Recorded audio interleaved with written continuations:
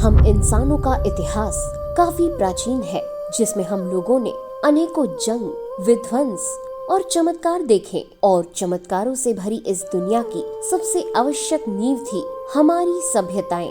वैसे तो हम इंसान पिछले 2 लाख सालों से धरती पर रह रहे हैं, पर जब हमारी सभ्यताएं हमारी धरती पर आई, तब से ही हम लोगों ने विकसित होना शुरू किया।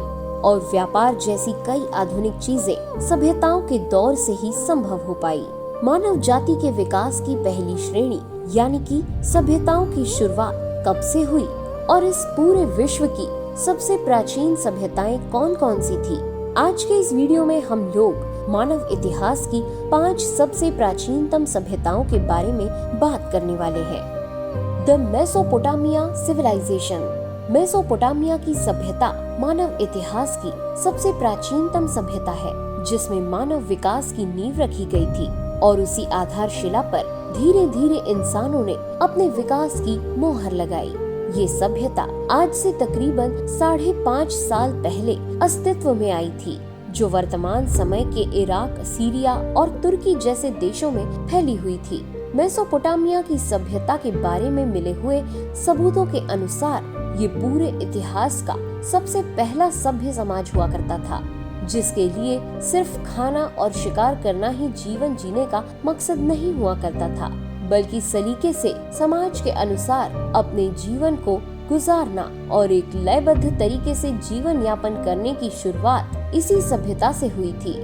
यूँ तो कहा जाता है कि इस इलाके में इंसानों की बस्ती आज से तकरीबन 10,000 साल पहले ही बसने लगी थी, लेकिन जिस तरह से मिट्टी को मटके का आकार लेने में समय लगता है, उसी प्रकार इस बस्ती को सभ्यता का रूप लेने में तकरीबन 5,000 सालों का समय लगा। इस सभ्यता से ही आधुनिक मनुष्यों की काफी तकनीकों की नींव रखी गई। जैसे तकनीकी तौर पर बड़े स्तर पर खेती बाड़ी करने के सबसे पहले सबूत इस इलाके में पाए जाते हैं। इसके अलावा पहले जहां इंसानों और जानवरों का रिश्ता सिर्फ एक दूसरे का शिकार करने तक ही था, वहीं इस सभ्यता ने उस रिश्ते को एक नया नाम दिया है और इसी समय के लोगों ने कुत्ते जैसे जानवरों को पालतू बनाने की प्रथा शुरू की।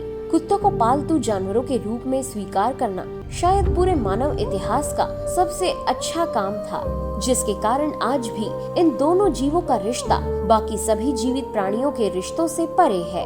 The Indus Valley Civilisation. Indus Valley Civilisation पूरी दुनिया की सबसे मशहूर सिविलाइजेशन है। इसे मोहनजोदड़ो सिविलाइजेशन और हड़प्पा सिविलाइजेशन के नाम से भी जाना जाता है और इसे अब तक की आई इतिहास के सबसे विकसित सभ्यताओं में भी शामिल किया जाता है।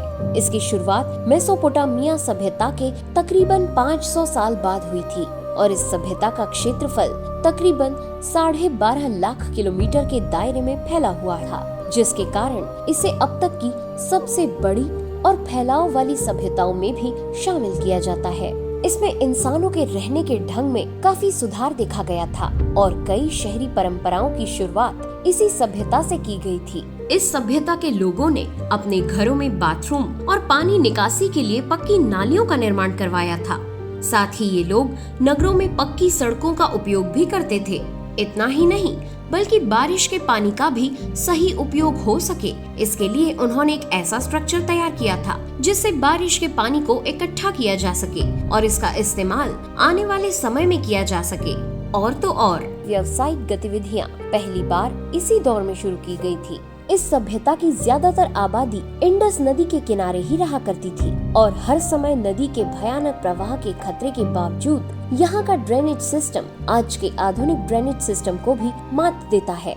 इस सभ्यता के साक्ष्य और सबूत इस बात को साफ साफ जाहिर करते हैं कि ये सभ्यता काफी विकसित थी और पहली बार वजन और लंबाई नापने की प्रथा इसी सभ्यता द्वारा शुरू की गई थी। ये सभ्यता आज के समय के अफगानिस्तान, पाकिस्तान और भारत में फैली हुई थी और हमारे ऐतिहासिक मनुष्यों के विकास के लिए सबसे ज्यादा योगदान इसी हड़प्पा सभ्यता ने ही दिया है।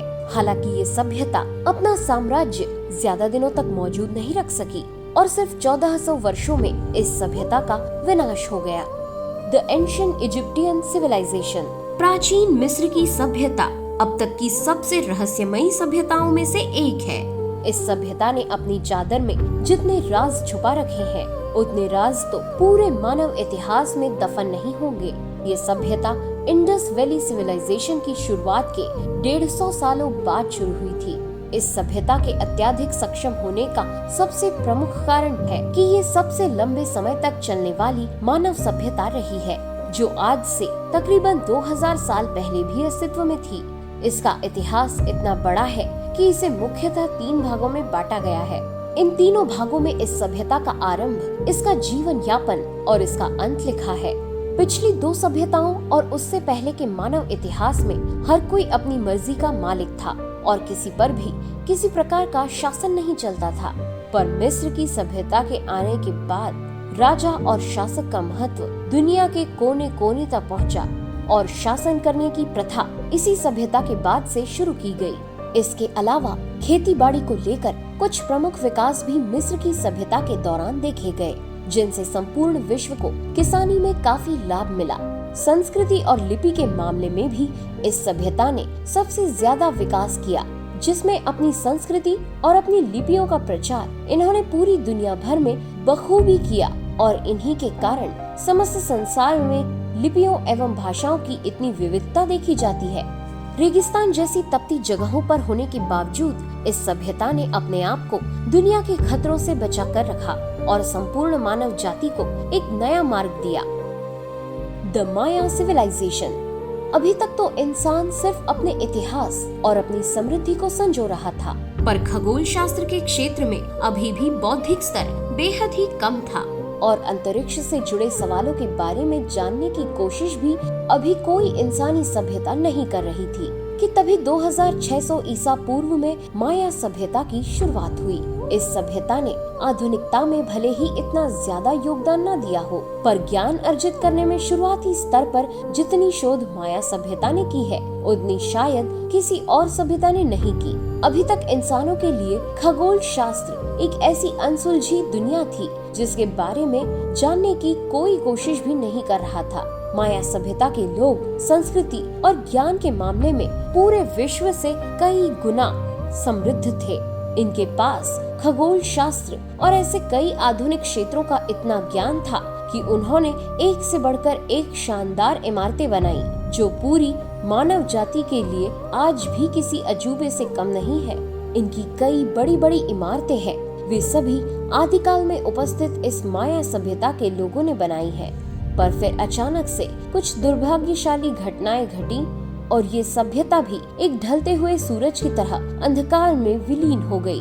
तो दोस्तों, ये थी वो सभ्यताएं जिन्होंने मानव विकास में महत्वपूर्ण भूमिका निभाई। आपको इनमें से कौन सी सभ्यता मानव विकास में सबसे ज्यादा महत्वपूर्ण लगती है, हमें कमेंट करके जरूर बताएं। और यदि आपको ये वीडियो पसंद आया हो और अगर आप इसका दूसरा पार्ट देखना चाहते हो तो इस वीडियो पर 2000 लाइक्स जरूर दीजिएगा। मैं हूँ आपकी दोस्त नेहा आगरकर। फिर मिलेंगे अगले वीडियो में नए टॉपिक के साथ। तब तक के लिए नमस्कार।